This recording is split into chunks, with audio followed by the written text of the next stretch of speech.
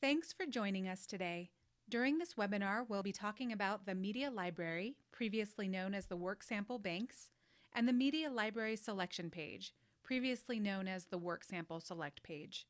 This webinar assumes that you are using these tools to request media from your applicants. Using these tools is beneficial in that it gives your applicants one page to upload and attach all of their required media of images, video, audio, or documents. These files are uploaded and stored at the highest quality and then available for view by you and your panelists. These files can include several templated fields of valuable data such as artist information, price, track number, etc., that you can easily generate into a report. To clarify, these library tools are just one way for you to ask for media from your applicants. As an alternative, you can request media using a mix of upload file buttons and links via text fields on a custom narrative page, and we will discuss that a bit at the end of this webinar. However, what we're discussing today is the use of your media tools. The first place you'll begin to see a change to your admin portal is from the front-end manager, where you once saw the Work Sample module. You'll now see Media Library module. Remember that the settings and content you create from this module are for the library your applicant uses for all of your grant programs. This is not the space where you set parameters for a specific grant program or application. You'll set those parameters within each grant program when you add the Media Library Selection page, and we'll look at that in a bit. You want these settings to be somewhat broad, so if you know that some applications may accept images and documents while others only accept video and audio, you'll want to turn on all of your media types at this library level. As before, as long as you accepted at least one of these four media types, your applicants would see the Media Library from their navigation bar. If you will not be using the Media Library tools at all, you can hide this tab from your applicants completely by turning all media types to No. And in that instance, most of the rest of this webinar will be moot, as you'll basically be not asking for media using this library. However, assuming you will be using the library, you'll turn on your desired media types. Your subscription includes 250 megabytes of storage space per user, but some of you may have purchased additional space, so this number might be higher. This number is entered by the GoSmart team and can't be modified by you. If you need additional space, please reach out and we can discuss your options. Prior to this update, you were asked to set some parameters for the library as a whole. We found that to be misleading since you want to set parameters per grant program, so we have removed those storage parameters here. As before, you'll use this space to craft the custom language that your applicants see when they access their media library. You may have used our default text, or crafted your own, or used a hybrid of the two. We recommend that you review all of these text fields and update where the language is outdated. You'll want to update anything that speaks to work samples or banks, and instead include media and library where appropriate. If you don't think you've ever added your own modifications, I recommend that at minimum you navigate to this space and load our default text, which has now been updated to speak to the new language. But you will have to manually click this button again, as we didn't want to override your language for you. Because these fields still use HTML coding, I might recommend logging in as an applicant or test applicant and reading this language as it appears on the applicant portal, and then determining what modifications you'll want to make.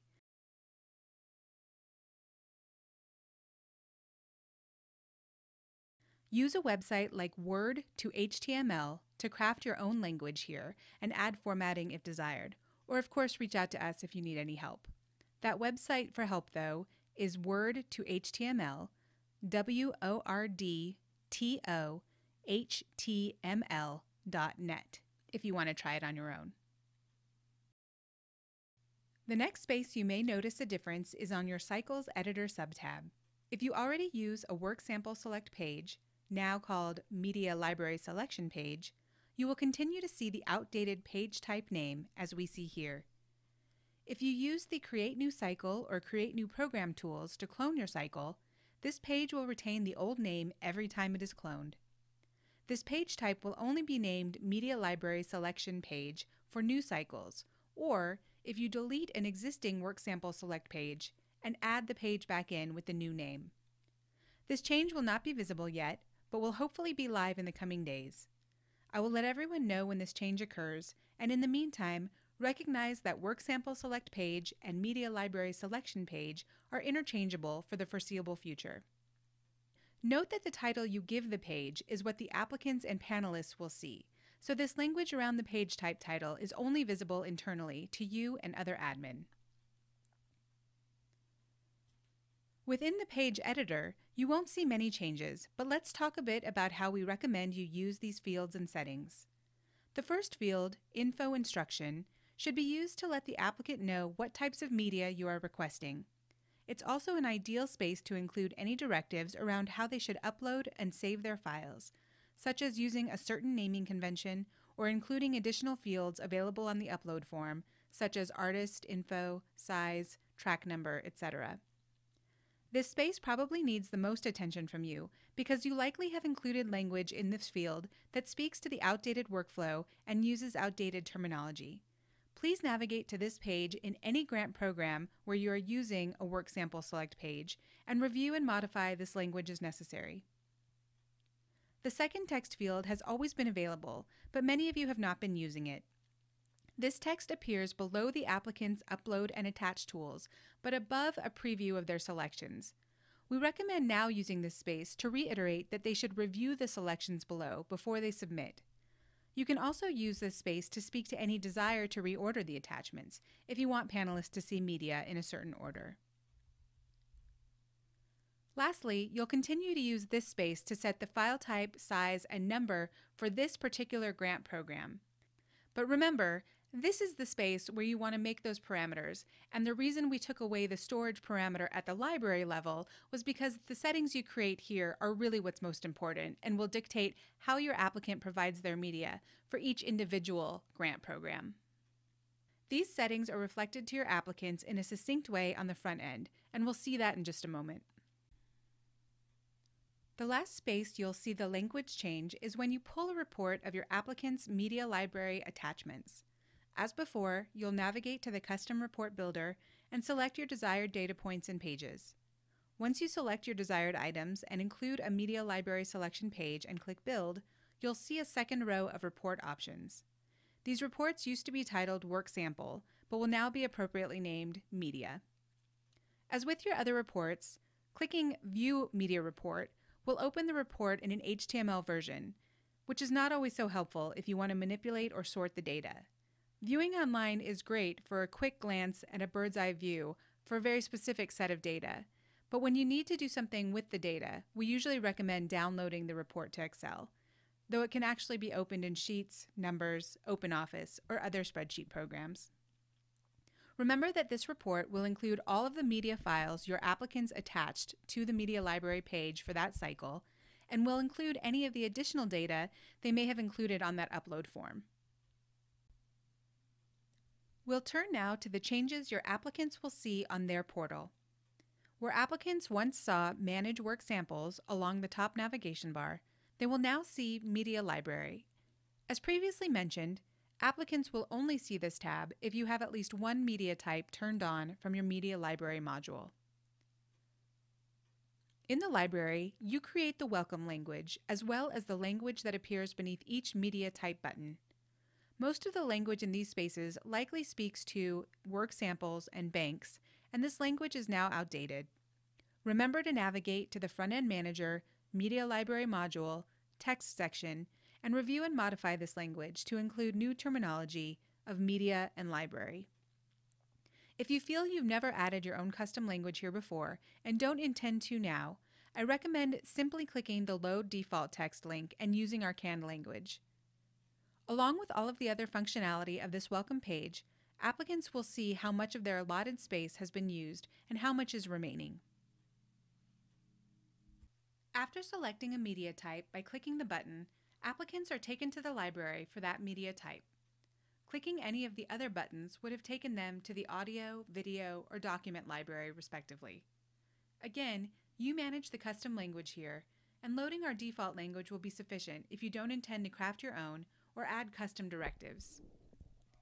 Our language speaks to how this space allows applicants to manage existing files or upload new files.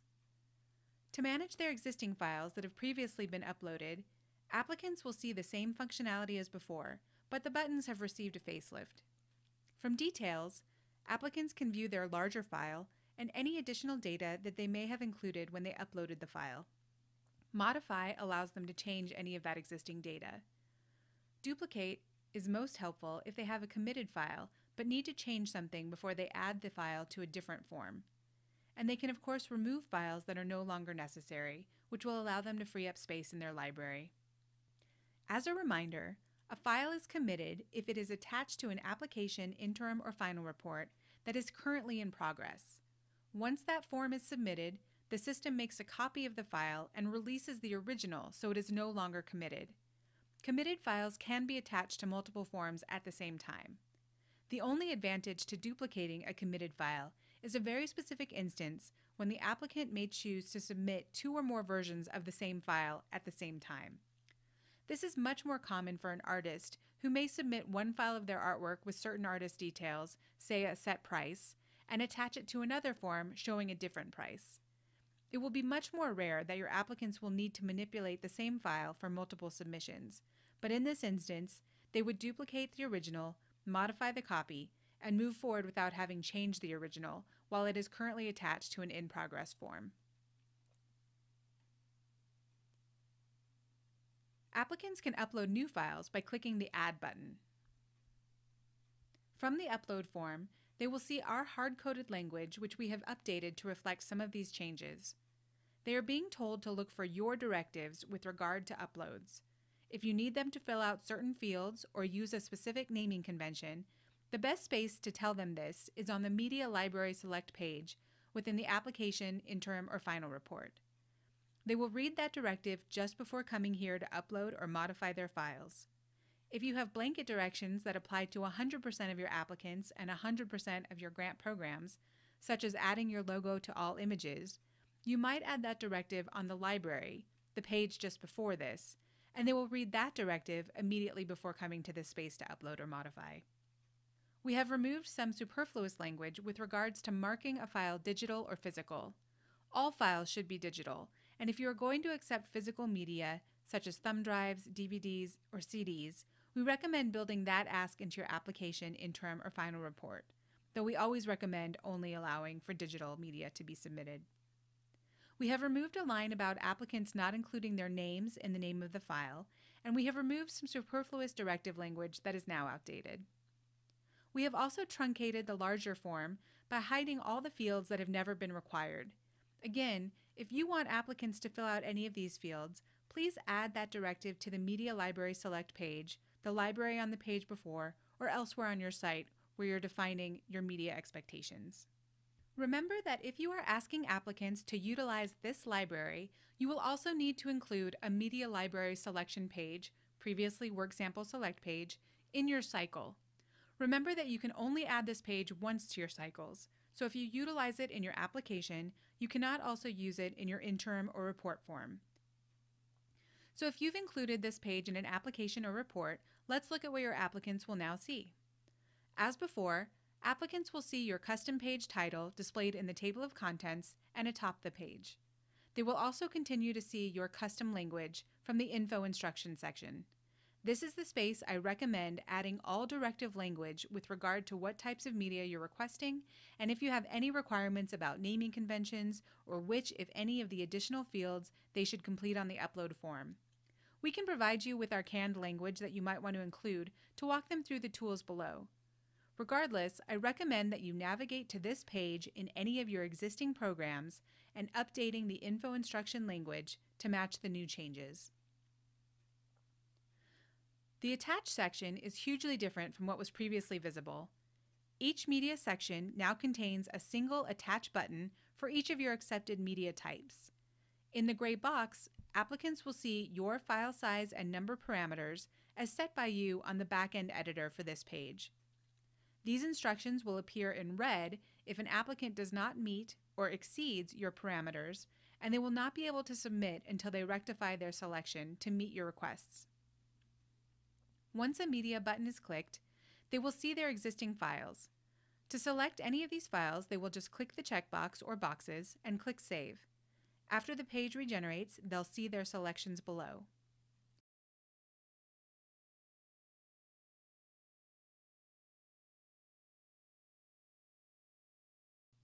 If they need to upload new files, they will see the new green button allowing them to upload new files. Clicking this button takes them to the media library for that file type as before, but now they will see a new Return to Application button. This button will follow them to any page of the library and return them directly to the page and form they came from.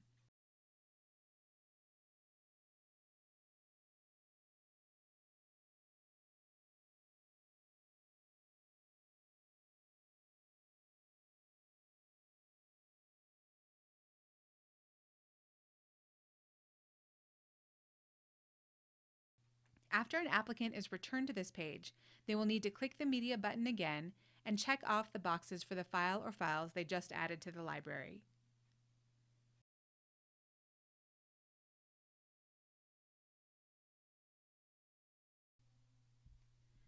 If applicants do not yet have a file in the library for this media type, they will see a note telling them no files have been uploaded to this library yet. In the audio and video sections, they will see an additional note regarding the process of uploading and converting those file types, with additional information about expectations of those libraries. Know that when your applicant uploads an image or document to the library, those files are immediately stored and available for attachment. Audio and video files are much larger and require a bit more time to convert. Applicants don't see the process of this conversion, which can sometimes take anywhere from 1 minute to 1 hour. This note reminds them to be patient and links them to an article that explains a bit more about what might cause the AV files to take a bit longer to show up in the library. Though this section below has always existed, it was previously titled Sample Sort Order, as this space was mostly used to reorder the attachments if desired. We have retitled this section Attached Media and recommend that you direct your applicants to use this space as a review section where they can also resort if desired. You can use the secondary text field on the back-end editor to craft any additional language that will appear here, and again, you may need to revisit this space on your existing pages if you included some language or directives that are outdated. These are the changes that your applicants will now see if you utilize the Media Library and Media Library selection pages. As I mentioned earlier, there is an alternative way to request for media from your applicants that does not utilize these media tools. You can instead use a custom narrative page and add upload file buttons for images and documents. You can also provide text fields to request links to an applicant's existing media that may be available for viewing on the web. Offering these text fields, along with some directive language about how to best provide the links, will allow applicants to provide you with a clickable link that will make viewing their media even easier, and will avoid the need for them to upload media to a library and then attach it to a selection page. Let me know if you'd be interested in this type of page but want some help with construction. If you have created one of these, you may also use a media library selection page, and in those instances, you may reference that selection page from this custom narrative. If that's the case, you'll want to navigate to that custom narrative and also update the language there. This is a good reminder that there are places outside of the media library and selection page that you may have referenced the work sample banks and tools. You may have created a navigation page that directed applicants through the work sample process, or you may link to a PDF with similar directions. Let me know if you think you may have this situation, but you're not sure how to modify, or if you're just not sure where to even begin looking, and we can do a quick audit of your forms together. Thanks so much for joining us today, and as always, if you have any questions, please reach out to us at help@gosmart.org.